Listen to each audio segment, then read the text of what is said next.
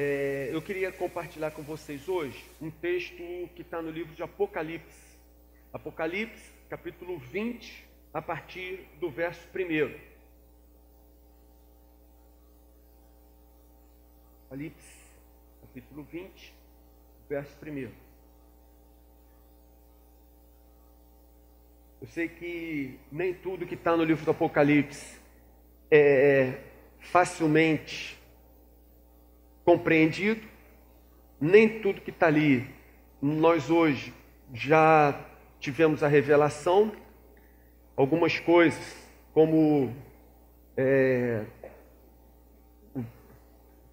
o mistério completo de Deus, só será revelado depois que as coisas do fim já tiverem se completado, depois que o século tivesse consumado.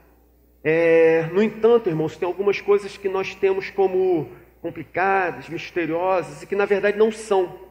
Então a gente vai ler um texto que eu sei que existem algumas correntes, alguns debates a respeito, mas os irmãos vão ver que depois que nós o entendemos, ele fica, pelo contrário, muito simples, e com algumas atitudes, algumas aplicações bem práticas para a nossa vida.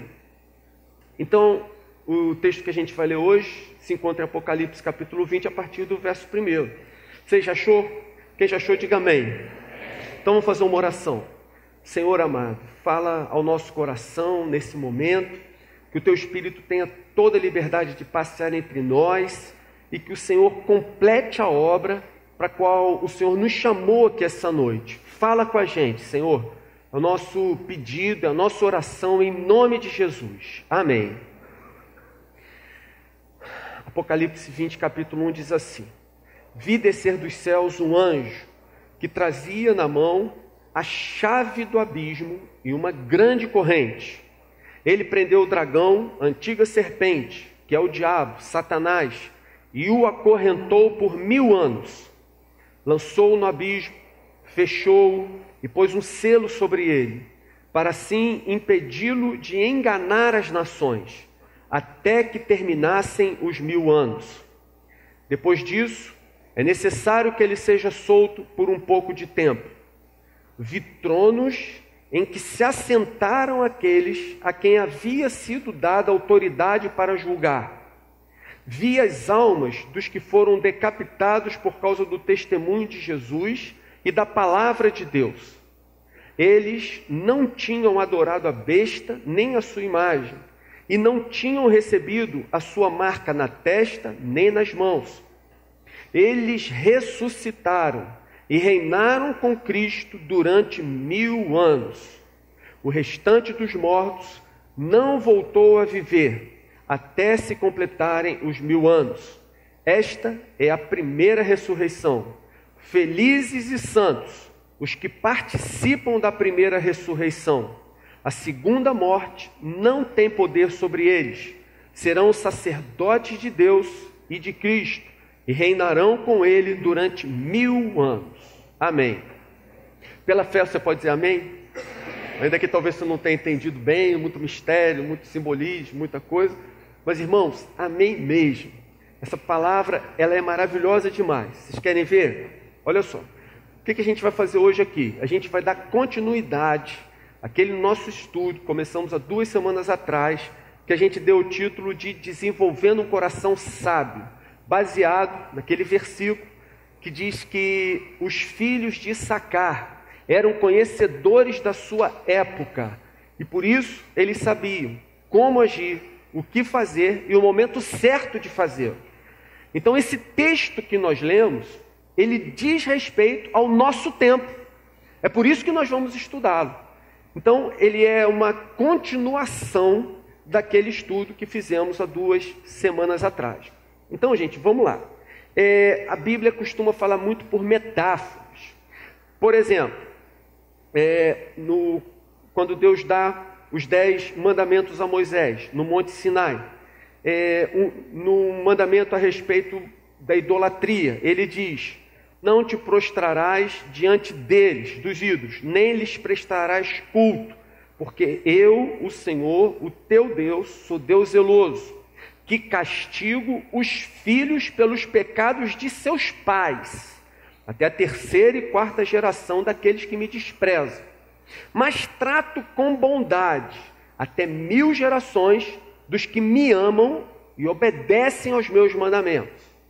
Então, por exemplo, nesse texto aqui, o que Deus está falando? É óbvio que é tudo verdade, mas de que maneira nós entendemos isso?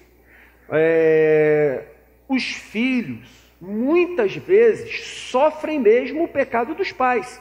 Se você pega um pai que é alcoólatra, se você pega um pai viciado em droga, se você pega pais que não se entendem, que vivem as turras, brigando, pais que se separam, os filhos vão sofrer pelo pecado dos seus pais. Os filhos vão sentir pelo pecado dos seus pais. Agora, e essa expressão? Trato com bondade até 1000 gerações dos que me amam e obedecem aos meus mandamentos. O que você acha que esse texto quer dizer? Será, irmãos, que Deus está pensando que Deus está lá em cima contando aquele meu, vamos dizer, um dos patriarcas aí, eu estou contando, ele já teve 997 gerações, 998, 999, 1000, acabou meu compromisso com ele. A 11ª geração agora não está mais sobre a minha bênção. Eu vou poder então descarregar a minha ira sobre eles. Irmãos, óbvio que isso não faz sentido. O que Deus quer dizer aqui? Ora, os filhos vão sofrer a consequência em muitos casos do pecado dos seus pais. Agora, se o meu servo for obediente e me amar, eu vou conceder a ele uma bênção tão grande, tão especial, que essa bênção vai se derramar pelos seus filhos, pelos seus netos, por muitas gerações. A sua família será grandemente abençoada. Então, nesse caso, apesar de ter sido usada 1000 gerações, ela não faz sentido se for analisada cronologicamente, matematicamente. O Novo Testamento, ele foi escrito em grego, no meio de uma cultura grega. Então, olha que coisa curiosa. Para os gregos, o cubo, um quadrado, um dado, era uma figura, eles consideravam uma figura perfeita. Talvez outras culturas fosse a esfera, talvez outras culturas, não sei, tivesse alguma outra, ideologia. Mas para eles o cubo era uma figura geométrica perfeita. E eles também tinham alguma coisa que eles tratavam o número 10 de uma forma especial. Para os gregos, o número 10 era o número da perfeição. Você encontra alguns significados para número na Bíblia. 12 tribos de Israel, 12 portas no templo, referente aos filhos de Israel, 12 discípulos, e assim sucessivamente. Existe um significado no número 12. O número 7 também, é o número da perfeição, é o número da totalidade. Para os gregos, na cultura grega, o número 10 era o número perfeito. Então, gente, olha a coisa curiosa. Para eles, o volume de um cubo era algo quase a ser venerado, de um cubo que tivesse o lado medindo 10. E qual é o volume de um cubo que mede 10? Desculpa, essa aula de matemática chata, né? nem se pretende ser aula, mas só para você entender o que está escrito aqui. Qual é o volume de um cubo cujo lado é 10? 10 vezes 10, 100 vezes 10, 1000. Uma coisa curiosa. Para eles, para os gregos, na cultura grega, 1000, milênio, 1000 vezes, era sinônimo de plenitude, era sinônimo de perfeição. Então, nós entendemos, segundo essa análise, que a importância do milênio, que foi mencionado nessa passagem de Apocalipse 20, E é a única passagem bíblica que menciona o milênio. Foi mencionado assim, mas o seu significado não está no nosso... Não é um significado, a gente não deve analisá-lo do ponto de vista cronológico, como as 1000 gerações lá dos 10 mandamentos. A gente não deve analisá-lo segundo um significado temporal. Nós estamos marcando um tempo. Não tem esse sentido, essa revelação. Mas o milênio, ele tem um simbolismo. O milênio tem uma importância. Vamos ver o que Paulo diz em Gálatas, capítulo 4, verso 4. Ele diz assim: quando chegou a plenitude do tempo, Deus enviou o seu Filho. Quando chegou a plenitude do tempo, Deus enviou seu Filho. A partir do momento que Jesus vem à terra, que ele nasce da Virgem, tem início uma época, um novo tempo, que a Bíblia chama, em alguns lugares, de a plenitude dos tempos, em outros lugares, de o tempo dos gentios. Plenitude dos tempos, ou o milênio, ele começou com a primeira vinda de Cristo e vai se estender até a sua volta. Ou seja, nós estamos vivendo num tempo em que a Bíblia às vezes chama de a plenitude dos tempos, às vezes vai chamá-lo de milênio e às vezes chama de o tempo dos gentios. E por que o nosso tempo, o tempo que nós vivemos, é chamado dessa maneira? O apóstolo Paulo, em 1 Coríntios 2, verso 7, ele diz assim: falamos da sabedoria de Deus, do mistério que estava oculto, o qual Deus pré-ordenou antes do princípio das eras para a nossa glória. Nenhum dos poderosos dessa terra o entendeu. E no verso 10, mas Deus o revelou a nós por meio do Espírito. Olha que coisa interessante. Um mistério, houve um mistério, Deus não revelou em momento algum. Deus sinalizou, Deus falou aos profetas, Deus falou aos reis. Eles anteviram a época que nós vivemos. Muitos desejaram tê-la vivido, mas Deus não os permitiu. Havia um mistério que Deus guardou desde a eternidade passada até a vinda de Jesus. Como o homem seria redimido? Como o homem seria salvo depois de ter se rebelado contra Deus, depois de ter pecado?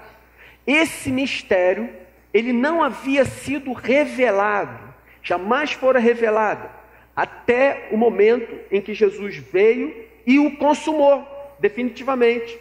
Ora, irmãos, a gente já teve a oportunidade de falar isso em outras ocasiões. Por que Satanás empurrou Jesus para a cruz? Ele sabia que a partir do momento que Jesus morresse, nós estaríamos redimidos, nós seríamos perdoados? Claro que não. Por que o inimigo o empurrou para lá? Porque ele achava que a partir do momento que ele matasse o Filho de Deus, que o plano de Deus, fosse ele qual fosse, estaria extinto, estaria liquidado, não haveria mais solução. O Filho de Deus veio ao mundo, ele tentar, não conseguiu, o Senhor não pecou, então vamos matá-lo, acaba com ele. Depois que ele morrer, então o plano de Deus não tem mais solução, não tem mais continuidade. Ora, irmãos, mas o que o apóstolo Paulo diz é que nenhum dos poderosos dos nossos dias entendeu esse mistério. Nem os profetas do Antigo Testamento. Eles anteviram, eles tiveram uma parte, um vislumbre da revelação, mas eles não entenderam tal mistério. E como eu acabei de explicar, nem mesmo Satanás. Mas esse mistério, agora, ele foi revelado. Então nós vivemos num tempo em que boa parte do mistério de Deus se tornou conhecido pelos homens. Esse tempo que nós vivemos perdoe se eu vou repetir, ele foi contemplado por profetas, ele foi contemplado por reis, sacerdotes, mas eles não puderam viver no tempo que nós vivemos.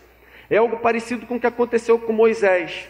Moisés, depois de ter conduzido o povo pelo deserto, chegou na entrada da terra prometida. Deus falou para ele: Moisés, você não vai entrar. Sobe no monte, olha a terra. E Moisés lá de cima olhou. Ele viu Canaã, ele viu que a terra era de fato boa, ele a viu com seus próprios olhos, mas Deus lhe falou: olha, você já viu, mas por causa do seu pecado, você não entrará nela. Moisés vislumbrou, mas não conseguiu entrar. Então, gente, desde a primeira vinda de Jesus até sua volta, nós vivemos a plenitude dos tempos, ou o milênio, conforme descrito em Apocalipse 20. Que fatos caracterizam esse período? Que fatos caracterizam o milênio? Ora, em primeiro lugar, em Apocalipse capítulo 20, verso 1: vi descer dos céus um anjo que trazia na mão a chave do abismo e uma grande corrente. Ele prendeu o dragão, a antiga serpente, que é o diabo Satanás, e o acorrentou por 1000 anos. Lançou-o no abismo, fechou e pôs um selo sobre ele, para assim impedi-lo de enganar as nações, até que terminassem os 1000 anos.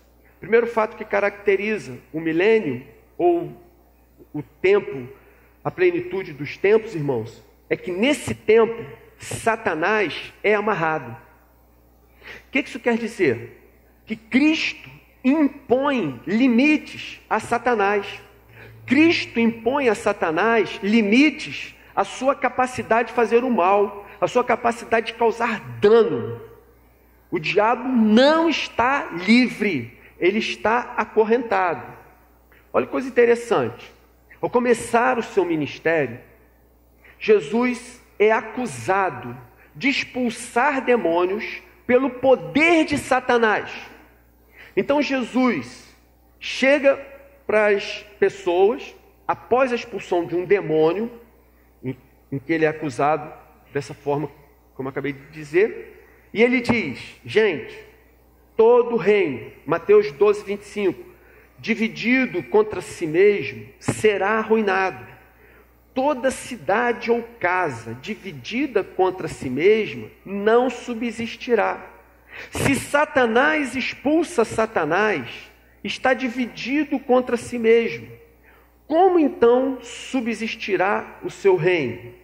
No verso 18 ele afirma: mas se é pelo Espírito de Deus que eu expulso demônios, então chegou a vocês o reino de Deus. E aí ele acrescenta: como alguém pode entrar na casa do homem forte e levar dali seus bens, sem antes amarrá-lo? Só então poderá roubar a casa dele. Percebe, irmãos? Jesus, ele dá início ao seu ministério, e começa o seu ministério repreendendo o diabo, expulsando espíritos malignos, destronando Satanás, impondo-lhe limites estreitos e restritos.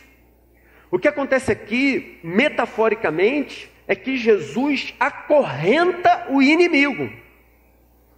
Eu, normalmente, quando chego em casa à noite, eu saio para passear com o meu cachorro. E o meu cachorro é filho de um cachorro que foi do Marcão, chamado Johnny. E o Marcão já teve a oportunidade de falar sobre algumas peculiaridades do cachorro dele, né? A sensação que a gente tem é que alguém coloca assim, alguma coisa tipo cogumelo, ou alguma coisa assim, na água dele quando a gente não vê. Porque depois, gente, ele fica impossível. E quando a gente sai para passear, eu nunca consigo sair para passear com aquela coleira normal, um tamanho normal, de um cachorro normal. Porque ele corre para lá. E se eu ficar segurando, ele me arrasta. Aí ele corre para o outro lado. Aí eu iria arrastando de um lado para o outro da rua, até ele cansar e depois voltar. Então o que eu faço? eu pego uma corda grande, deve ter uns 5 metros, 6 metros, e eu solto a corda. Aí ele sai correndo, vai até lá, aí eu seguro. Aí ele sai correndo, volta para o outro lado, aí eu seguro. Aí eu vou andando no meio da rua, enquanto ele corre de um extremo até o outro, da rua toda, entendeu? Mas olha o que acontece. Ele vai até o limite aonde eu estou segurando na corda. Irmãos, é exatamente o que acontece com Satanás nas mãos de Jesus. Ele tem uma certa liberdade, mas o limite, quem define é Jesus. Aquilo que o pastor Marcão falou no domingo passado, ele citou Lutero. Lutero teria dito o seguinte: Satanás é Satanás de Deus, pois ele só faz a sua vontade. É assim que Jesus trata o inimigo, com seus limites muito bem definidos. Talvez você pense, mas muitas vezes parece que o inimigo está intervindo na minha vida, que ele está atuando na minha vida, que ele está me dificultando. Irmãos, o que acontece? O inimigo, veja só, eu não estou dizendo que o inimigo está morto, não estou dizendo que o inimigo está destruído. O que o texto afirma é diferente. O que o texto diz é que ele está acorrentado. Então, primeira epístola de João, capítulo 5, verso 16, diz: sabemos que todo aquele que é nascido de Deus não está no pecado. Aquele, Jesus, que nasceu de Deus, o protege, e o maligno não o atinge. O que acontece, irmãos? Existe um limite para a atuação de Satanás. Aqueles que são nascidos de Deus, aqueles que lhe pertencem, aqueles que levam seu selo, o inimigo não tem permissão de Deus para tocá-los. O inimigo não tem permissão de Deus para fazer-lhes mal, além de um limite devido e estabelecido com muita clareza pelo Senhor. Então, Satanás tem um limite de atuação. Você não tenha dúvida disso. Sabe por que a gente afirma isso com toda certeza? Porque se o inimigo não tivesse limite, ele já teria nos matado. Satanás nos odeia.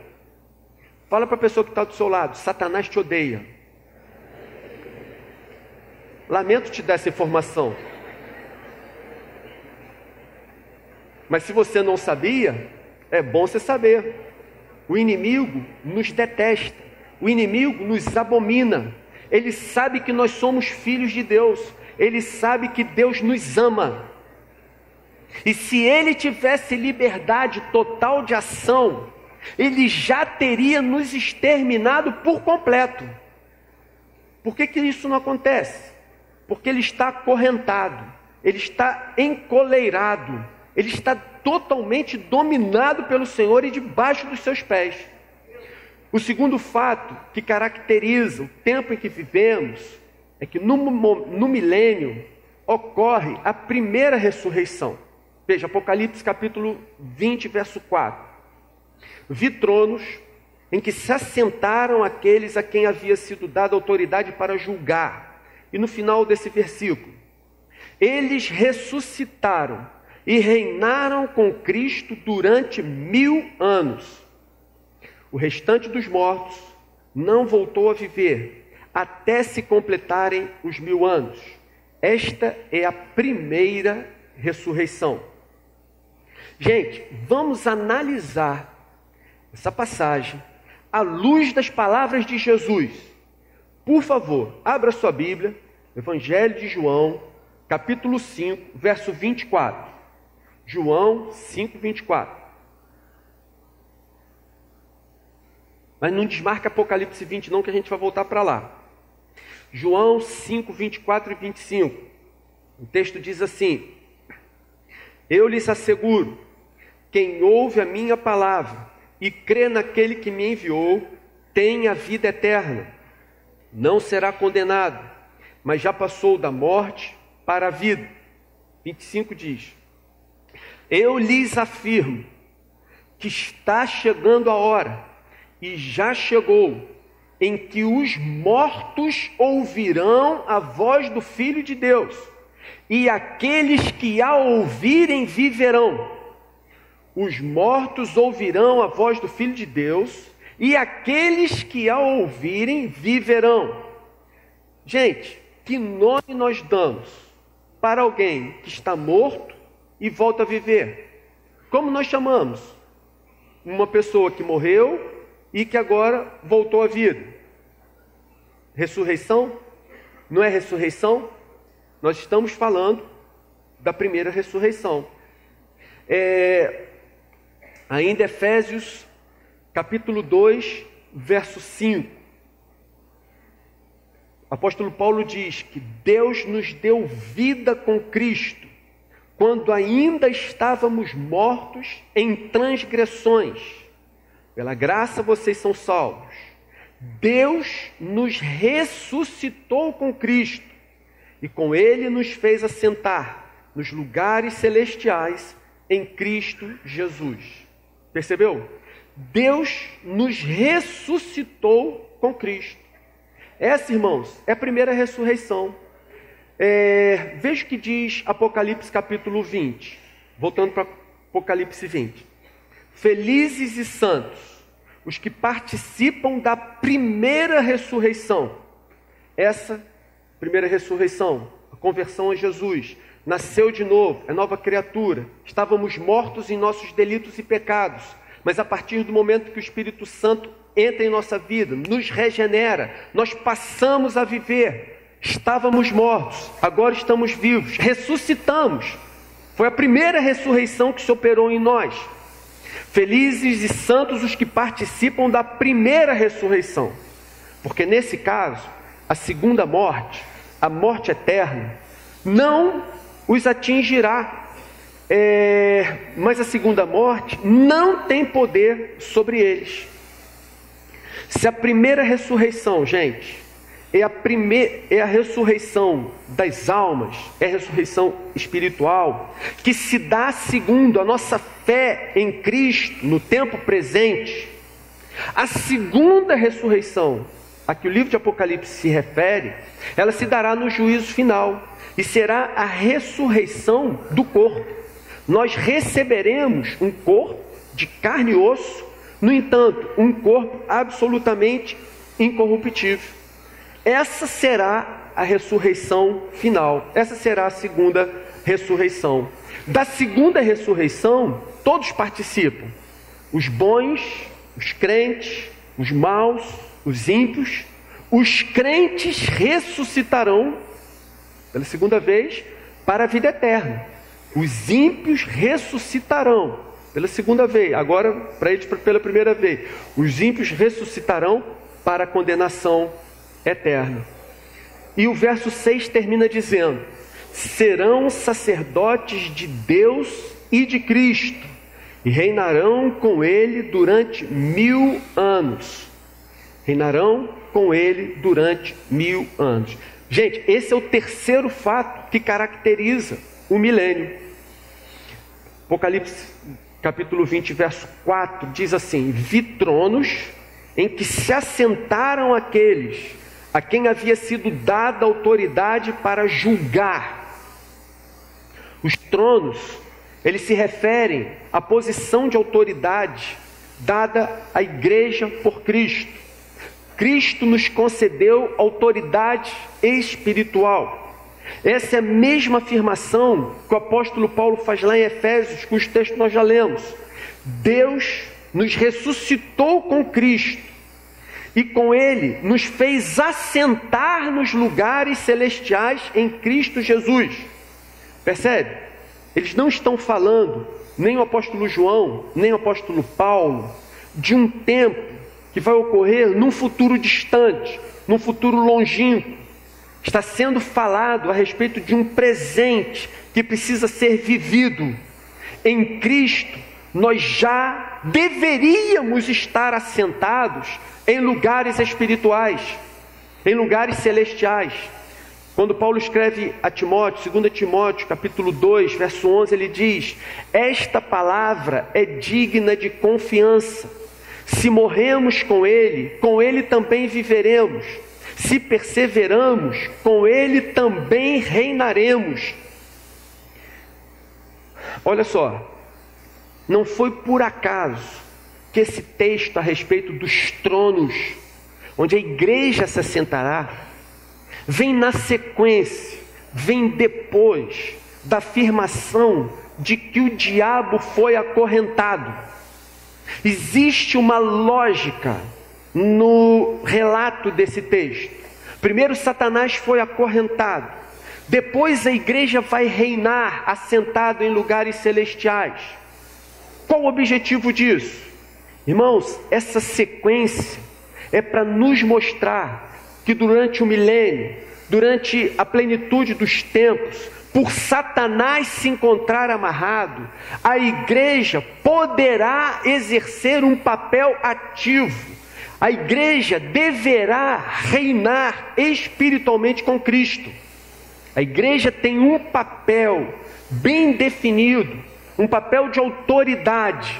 A igreja pode e deve exercer um papel de influência, um papel de determinação. Deus preparou tronos para que nós nos assentemos e tomemos decisões de extrema responsabilidade, que nós tomemos decisões que certamente implicarão a vida e a morte.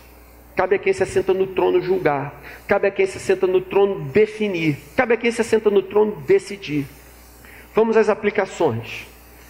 Primeira aplicação, nós lemos João capítulo 5, verso 25, que diz: está chegando a hora, e já chegou, em que os mortos ouvirão a voz do Filho de Deus, e aqueles que a ouvirem viverão.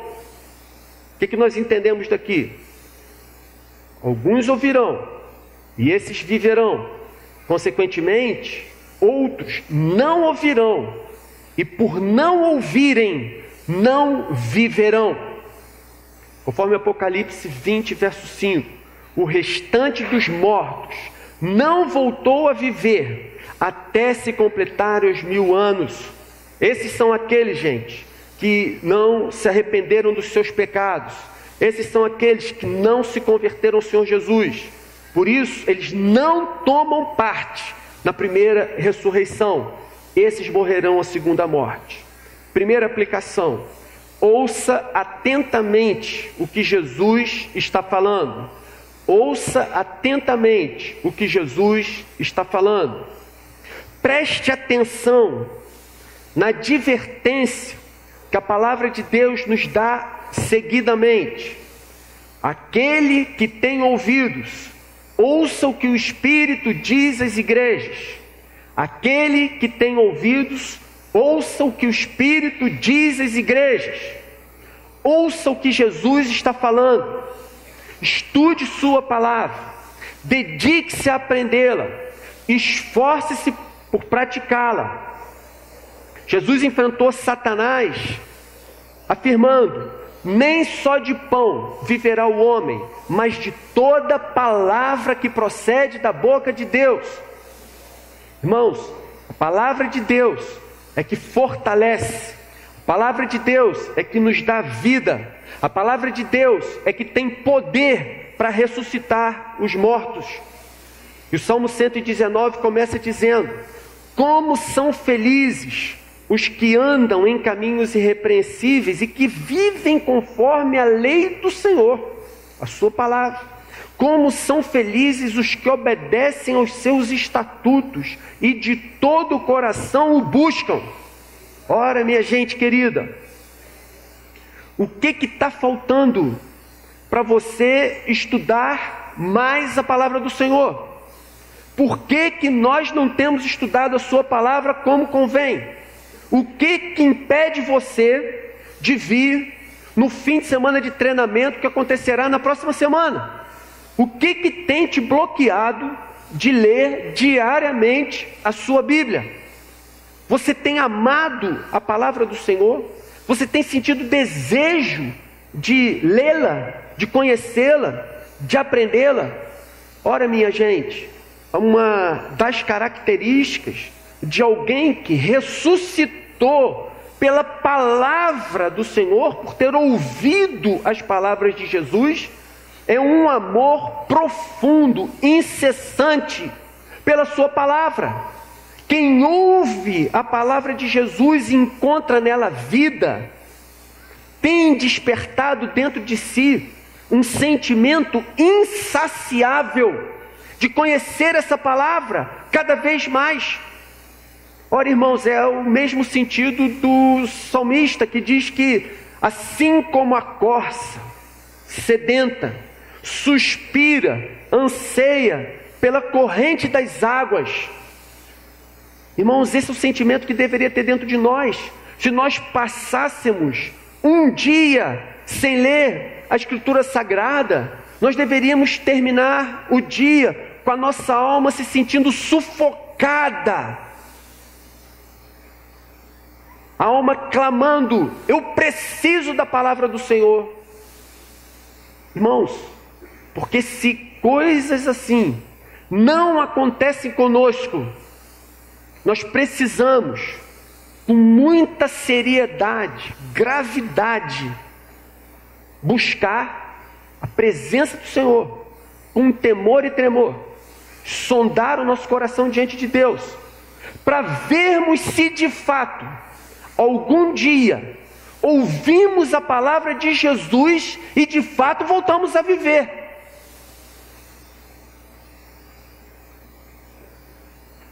Ouça atentamente o que Jesus está falando. Está chegando a hora, e já chegou, em que os mortos ouvirão a voz do Filho de Deus, e aqueles que ao ouvirem viverão. Felizes e santos os que participam da primeira ressurreição. A segunda morte não tem poder sobre eles. Serão sacerdotes de Deus e de Cristo, e reinarão com ele durante 1000 anos. Segunda aplicação, gente: não seja tímido na fé. Não seja tímido na sua fé.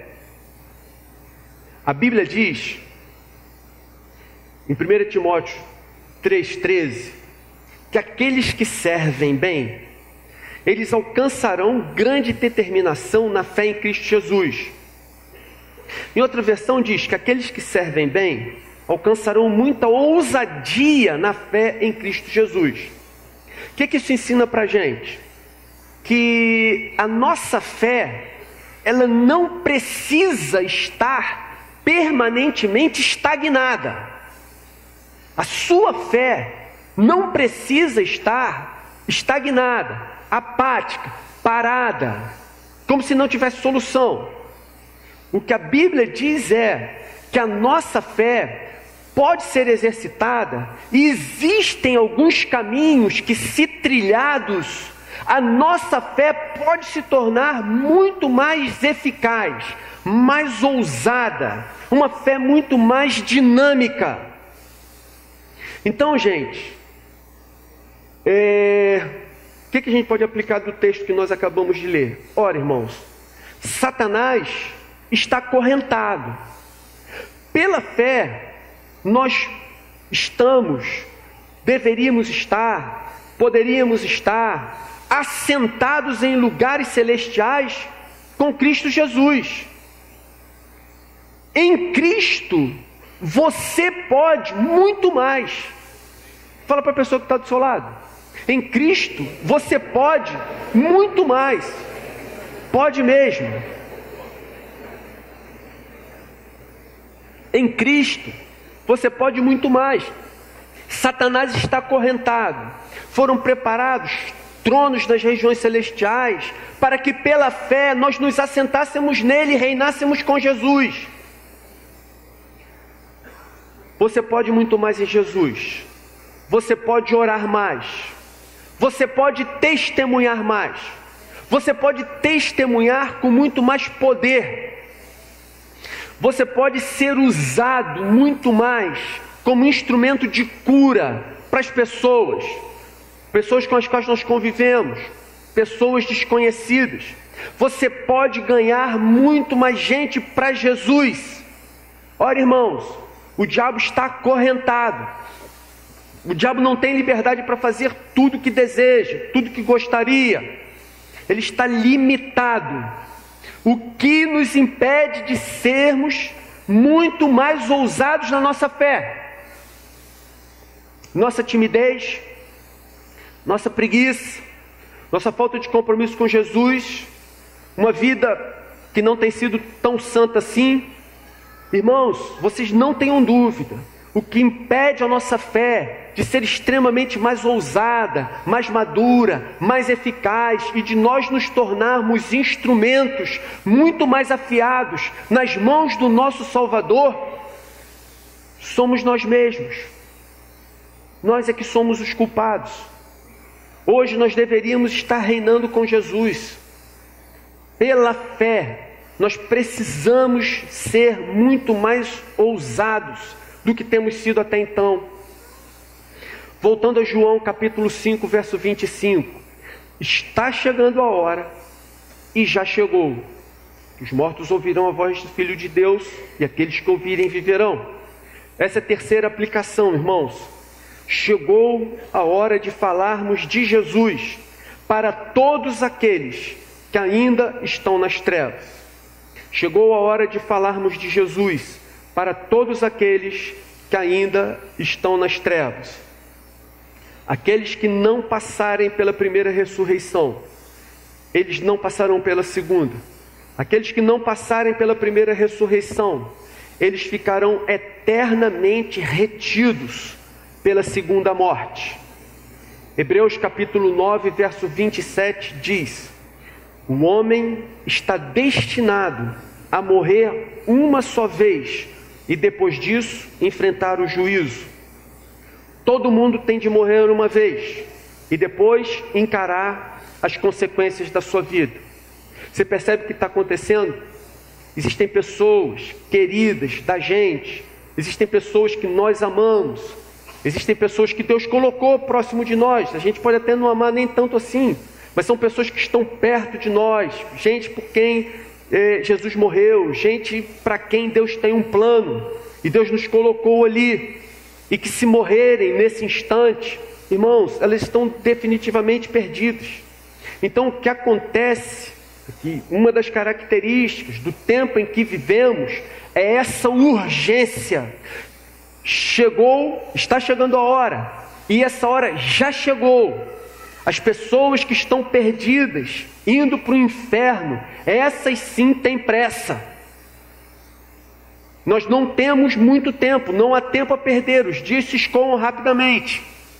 Um jovem pastor da Igreja Batista Central de Belo Horizonte, ele deu uma palestra para a gente lá no Go Camp. Nós gostamos muito da palestra dele, a gente está tentando ver se traz aqui em novembro, para ele falar aqui na igreja.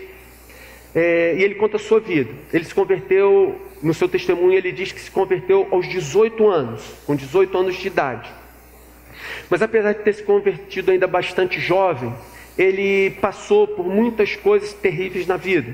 Ele se chafurdou nas drogas, virou traficante, virou bandido, teve uma vida totalmente pervertida, foi preso, e uma senhora distinta da igreja um dia foi visitá-lo na prisão. Aquela senhora falou de Jesus para ele e o convidou para ir a uma célula na sua casa. Aquele jovem aceitou o convite, saiu da cadeia, foi para a célula, e ali ele conheceu Jesus e se converteu. Mas o que eu queria dizer para vocês hoje é que o Léo, quando ele dá seu testemunho, algumas vezes ele conta o seguinte, que a partir do momento da sua conversão, ele lembrou que ele havia tido alguns amigos cristãos, alguns amigos crentes.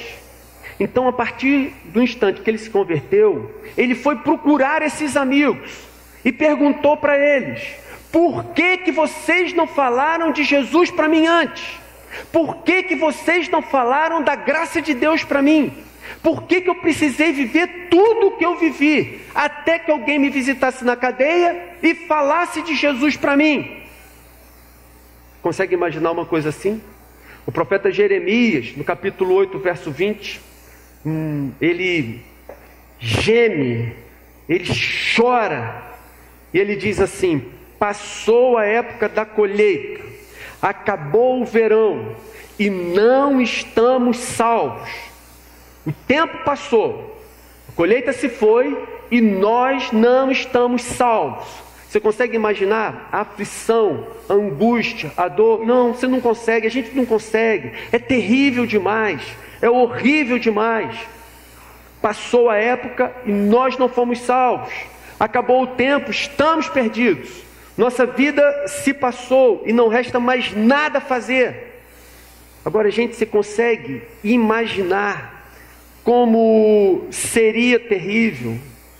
Não tenho nem coragem de dizer como será terrível, mas como seria terrível nós chegarmos na presença de Deus e ouvirmos algo parecido de algum parente, de algum amigo, de alguém próximo a nós. Nós morremos, estamos a caminho do céu, e a pessoa passa por nós a caminho do inferno, e ela pergunta: por que você não falou de Jesus para mim? Por que você não falou da graça de Deus para mim?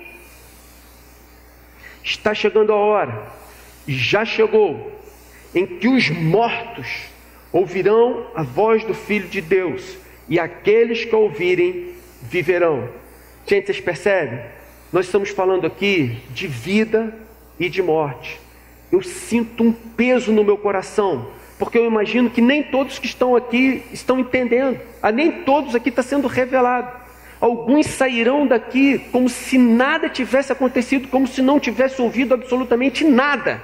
E essa palavra só vai fazer aumentar o juízo sobre a sua vida, porque isso vai se cumprir na vida de alguns que estão aqui entre nós. Ora, irmãos, nós não podemos mais perder tempo. Chegou a hora de falarmos de Jesus, porque aqueles que ainda estão em trevas, se não passarem pela primeira ressurreição, eles ficarão eternamente mortos. Não há mais solução. Há 2 semanas atrás, nós falamos dos filhos de Issacar. Eles conheciam o tempo em que viviam, para saber como deviam agir, que caminho tomar. Hoje, gente, nós aprendemos mais algumas características dos nossos dias. Vivemos numa época que a Bíblia chama de plenitude dos tempos. É uma época em que o inimigo está acorrentado e nós reinando com Cristo. Isso propicia que nós sejamos muito mais ousados na nossa fé. E não há nada que nos impeça a termos uma vida assim, mais dinâmica, mais consagrada, mais santa, a não ser nós mesmos. Isso também, gente, faz com que a gente perceba que temos uma grande responsabilidade de levar a palavra de Cristo a tantos quantos ainda se encontram espiritualmente mortos. Vamos fazer uma oração para a gente terminar?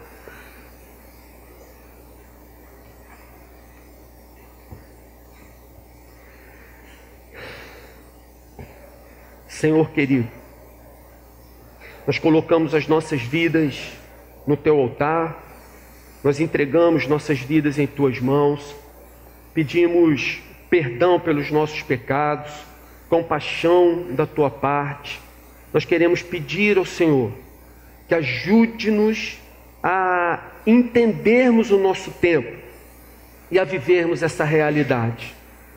Não existe nenhuma força sobrenatural, superior, impedindo o nosso caminho, nos bloqueando. Só depende de nós, só depende de uma atitude do nosso coração. Ajuda-nos, Senhor, a tomá-la. Também, diante dessa revelação maravilhosa de que deveríamos estar assentados em tronos ao lado do Senhor, reinando. Essa revelação de que temos autoridade para mudarmos a realidade no meio da qual vivemos. O Senhor nos concedeu poder para vivermos uma vida diferente, assim influenciarmos nossas casas, a vida dos nossos amigos, toda a sociedade. Senhor, ajuda-nos a vivermos isso. Precisamos muito do Senhor. Então, derrama sobre nós a tua bênção, Senhor, e conduze-nos dessa maneira. Queremos viver para ti e que a tua palavra fique definitivamente, eternamente gravada em nossos corações. Não permita, Senhor, que nenhuma das pessoas que aqui estão, tendo ouvido a palavra do Senhor, que não voltem a viver, mas que todos aqueles a quem o Senhor tem atraído, tem chamado, Senhor, que possam quebrantar os seus corações, ouvir a tua voz, como o profeta diz, ouvir com a intenção de obedecer, como aqueles que aprendem, e assim viver uma vida agradável a ti, uma vida que exalte o teu nome, uma vida que honre e glorifique ao nosso Salvador. É a nossa oração, muito agradecidos por tudo em nome de Jesus. Amém.